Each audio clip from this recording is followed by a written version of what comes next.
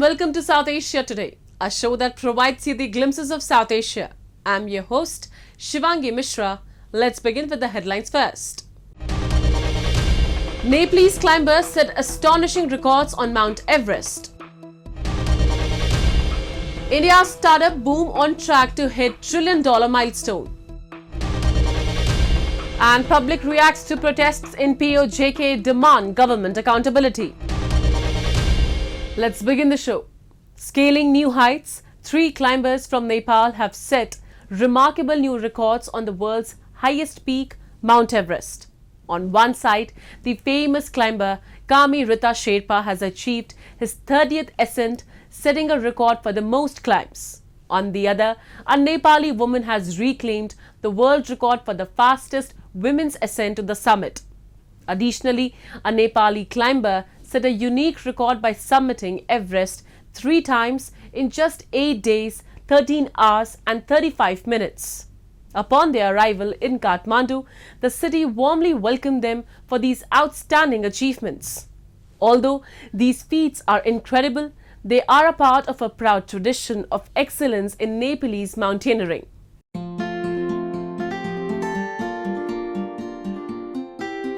This week witnessed a monumental achievement on the world's highest peak, Mount Everest, which towers at an awe-inspiring 8,848 meters above sea level. In an extraordinary display of human endurance and mountaineering prowess, Nepalese climbers, renowned for their unmatched skill and resilience, have once again made history. Leading this remarkable feat, Dawa Finjuk Sherpa accomplished the astounding task of scaling Mount Everest 3 times within a mere span of 8 days, 13 hours and 35 minutes. His summits achieved on May 12, May 17 and May 20th were part of the 7 Summit Trek Expert Expedition and were accomplished with the aid of supplemental oxygen. This incredible achievement underscores not only the physical and mental fortitude required to conquer Everest, but also highlights the Sherpa's indispensable role in high-altitude mountaineering. This is one of my dreams, to make one record in my life. So I choose this one, climbing 8 days, 13 hours. And 35 minutes. Yeah. खुसी लागिरहेछ खास त record भनेको आफैमा एउटा खुसीको कुरा हो त्यो नि अब यत्रो काम गरे यति धेरै काम गरिसकेपछि एउटा रेकर्डको लागि केही गर्छु भन्ने चाहिँ मेरो एउटा इच्छा थियो त्यो चाहिँ यसपालि आएर पुरा भयो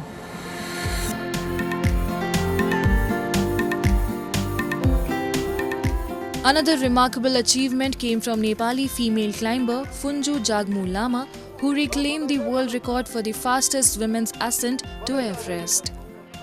She received a rousing welcome upon her arrival in Kathmandu.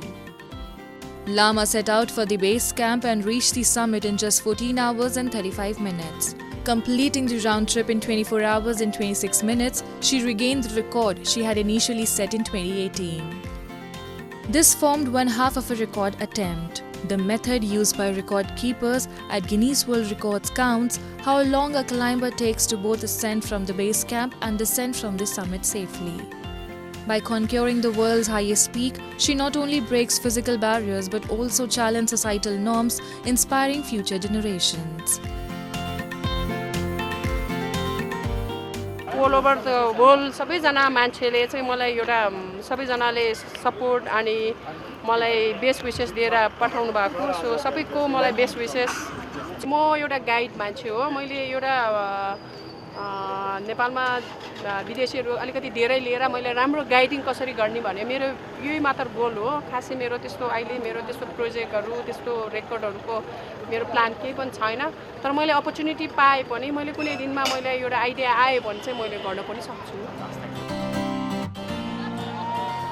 Meanwhile, 54-year-old climber Sherpa Kami Rita returned to Nepal's capital Kathmandu after reaching the Mount Everest peak for the 30th time. He climbed Everest by the traditional southeast ridge route. He first climbed Everest in 1994 and has done so almost every year since, except for 3 years when authorities closed the mountain for various reasons. These extraordinary achievements not only set new records but also highlight the strong spirit of Nepalese climbers. Summit on Mount Everest was particularly challenging due to the unpredictable weather patterns and the ongoing environmental changes affecting the region. Despite these obstacles, the team's meticulous planning, physical conditioning, and untiring determination were key factors in their success.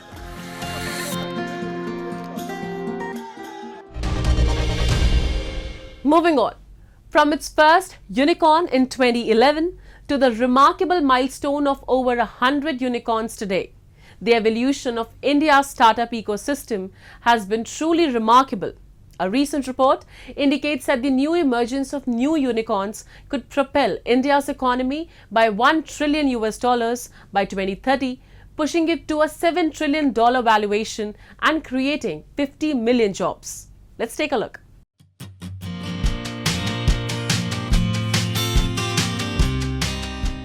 The startup landscape in India has undergone a dynamic evolution since the inception of the Startup India initiative in 2016.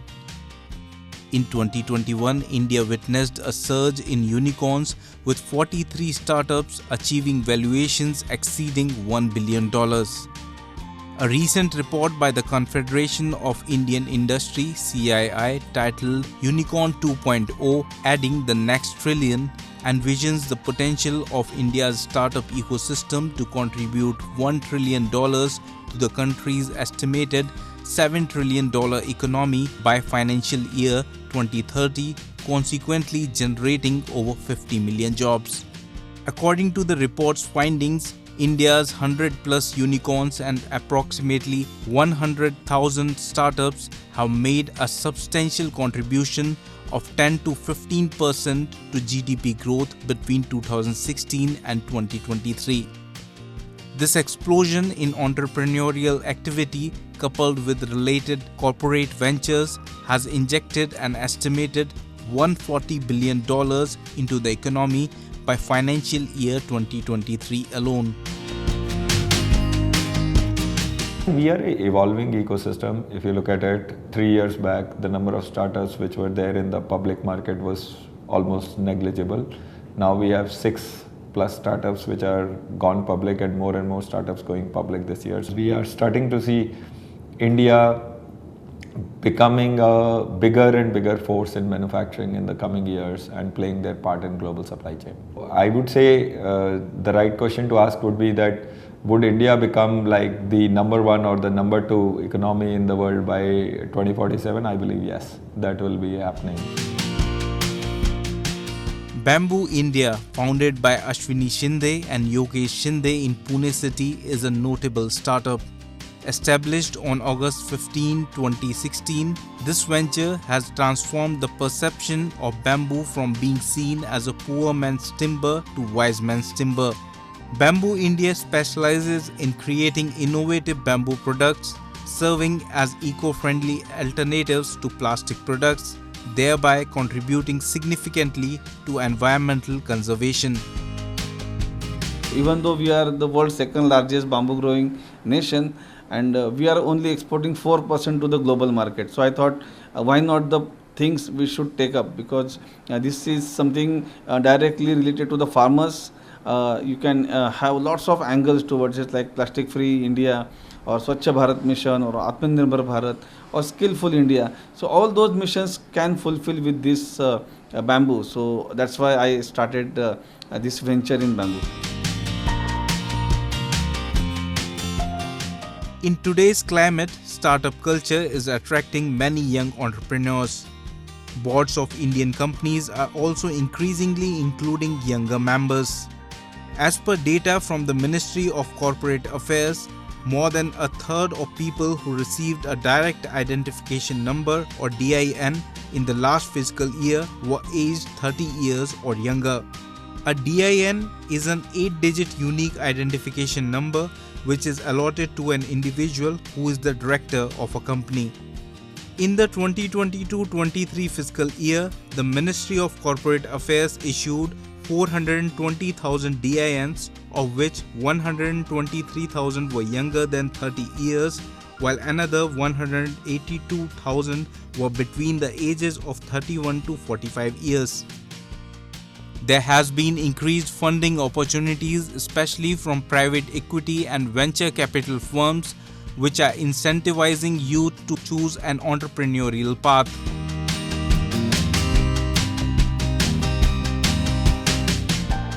Startups are revolutionizing India's economy in sectors like manufacturing, IT and digital services, agricultural ecosystems, healthcare services, travel and tourism, modern retail and e-commerce. These sectors are not only driving current growth but are forecasted to catalyze further expansion, employment and could increase exports by 20 to 23 times by the financial year 2030.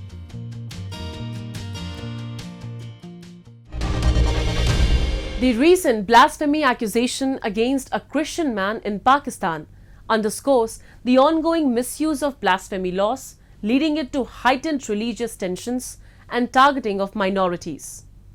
A Christian man, Nazir Masih, was brutally attacked by a mob over alleged blasphemy. Accused of discrediting the Quran, Masih's ordeal, including theft of his belongings, was captured on viral videos.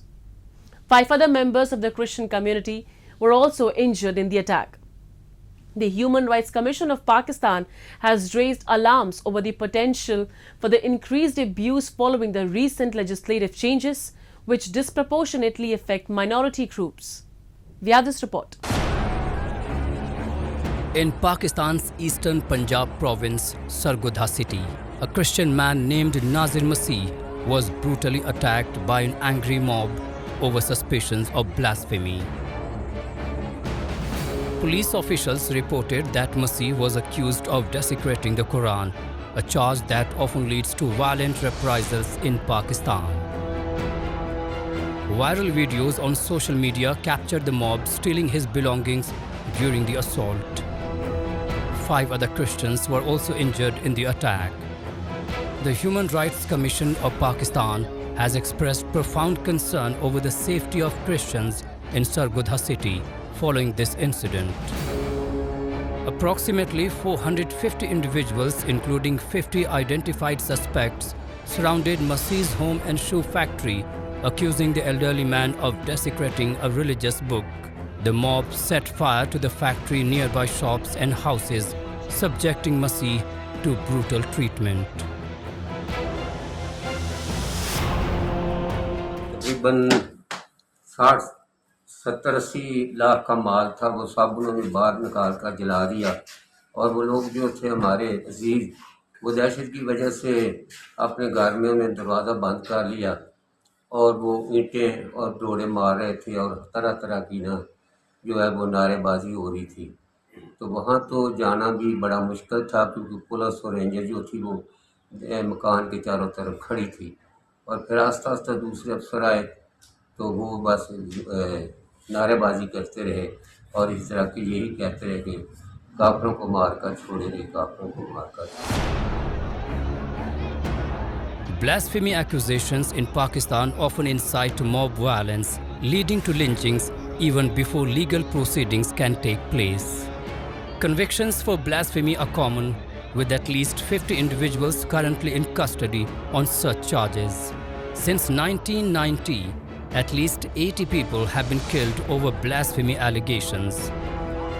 A Pakistani Christian man speaking anonymously described living in constant fear due to the pervasive threat of blasphemy accusations. He highlighted the systemic failure of Pakistan's state departments to protect minority communities, accusing law enforcement agencies of tacitly facilitating perpetrators rather than safeguarding victims. As a 27-year-old Pakistani Christian who has never been abroad, since the day that I have been born and till the moment that I am standing over here, I and each Christian who calls himself a Pakistani lives under fear, lives under pressure, lives under a constant threat of being, God forbid, alleged to have committed blasphemy. And what has happened today in Sargodha is a realization of that. This begs the question whether the Punjab police, whether the Pakistani law enforcement agencies, be it the MI, be it the ISI, who are under a mandate to safeguard us, who are under a mandate to safeguard Pakistani Christians, who are under mandate to secure law and order situation all across Pakistan, instead of following their lawful duty, instead of ensuring what they get paid to do, they seem to be tacit facilitators of the perpetrators. In January 2023, Pakistan's already stringent blasphemy laws were further tightened, increasing the minimum penalty for insulting individuals associated with Prophet Muhammad from 3 to 10 years in prison, along with a fine of 1 million Pakistani rupees. The Human Rights Commission of Pakistan has raised alarms over the potential for increased abuse following the recent legislative charges, which disproportionately affect minority groups such as Ahmadis, Christians, and Shia Muslims. An alarming example of this oppression occurred in Janawala, where a mob burned down 24 churches and over 80 Christian homes following blasphemy allegations. The rise in sectarian violence has led several countries, including the United States, the United Kingdom, and Canada, to advise their citizens against traveling to Pakistan. This advisory adds to the existing travel restrictions due to terrorism and other conflicts, further highlighting the country's security challenges. Until significant changes are implemented, the threat of blasphemy-related violence will continue to loom over Pakistan's religious minorities, casting a shadow over their daily lives and their hopes for a safer, more inclusive future.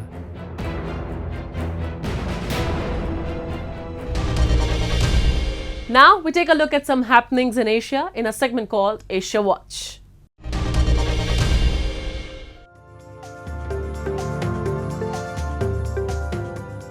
Heavy rains triggered by Cyclone Remal have flooded fish farms and damaged croplands in southern Bangladesh, causing huge financial losses and damage. Drone footage showed vast swathes of areas inundated in Rampal near the southern coast, where a fish farmer and cropland owner, Pratap Mustafi, said nearby river dams had overflowed and flooded his farmland. Cyclone Remal is the first of the frequent storms to pound South Asia this year, as climate change drives up surface temperatures at sea. At least 10 people were killed in Bangladesh, adding some victims died en route to shelters or when their homes or walls collapsed and drowned during the storm.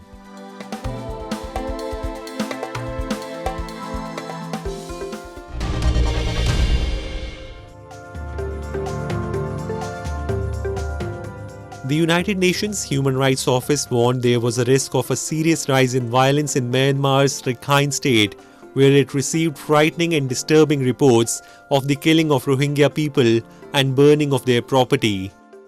A powerful armed ethnic group in Myanmar known as the Arakan Army said last week it had won control over a town in the western state of Rakhine after weeks of fighting. It has denied accusations it had targeted members of the Muslim minority Rohingya during the offensive.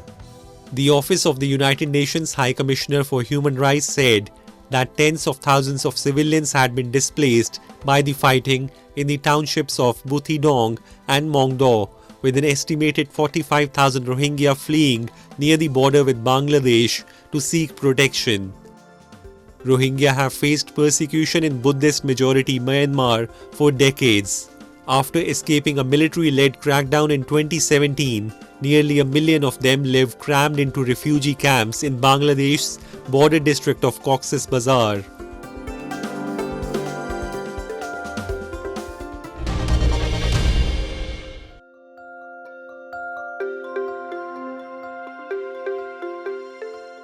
A young Iraqi in Basra took his passion onto the streets and shared it with his fellow citizens. Ali Tahir, a public sector employee and astronomy enthusiast, brought his telescope to the city river bank and started asking people for 1,000 dinars to look at the moon. People like to think of themselves as the moon, said Tahir, referring to a common phrase in Arabic which uses the moon as a comparison to compliment someone. So he used the slogan, "Look at yourself for 1,000 dinars," to attract people to his telescope. Self-educated in astronomy through social media, Tahir offers his visitors his knowledge about the topic with the hope that more people would get involved in his favorite science. While gazing at the moon in the sky, Tahir's visitors have the chance to learn facts about the space, moon, and the planets.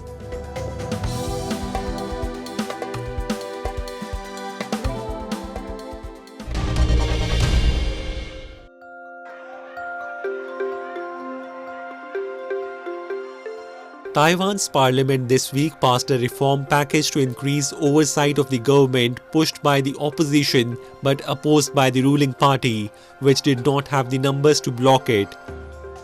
The parliament reforms give lawmakers the power to ask the military, private companies or individuals to disclose information deemed relevant by parliamentarians.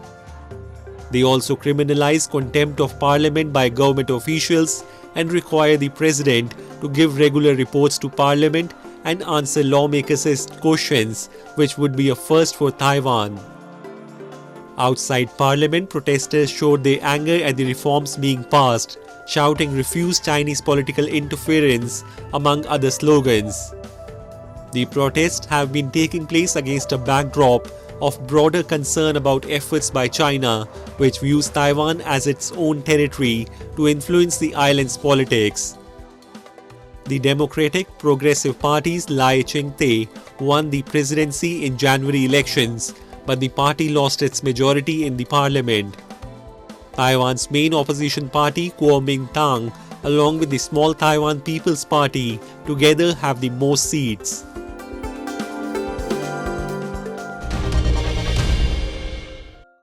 The streets of Pakistan-occupied Jammu and Kashmir are echoing with demands for accountability as residents express their frustration and resolve in the face of ongoing protests. The unrest, fueled by grievances over governance and rights, has brought to light deep-seated frustrations among the populace. With accusations of governmental incompetence and deception, the public outcry underscores the urgent need for resolution and acknowledgement of fundamental rights.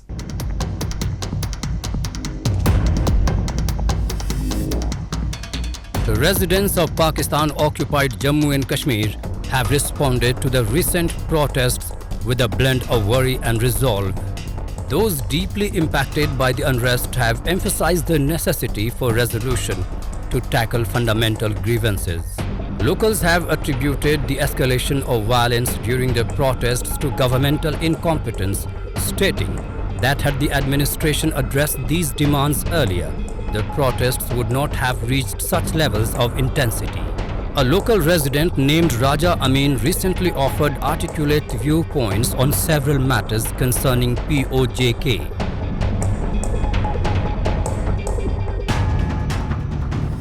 ये लोगों के बुनियादी हकूक़ की जंग थी, जिसमें कोई ऐसा इशू नहीं था जिस पे कोई मुल्क तोड़ने की बात हो, कोई मुल्क किसी दूसरे के मुखालिफ की बात हो।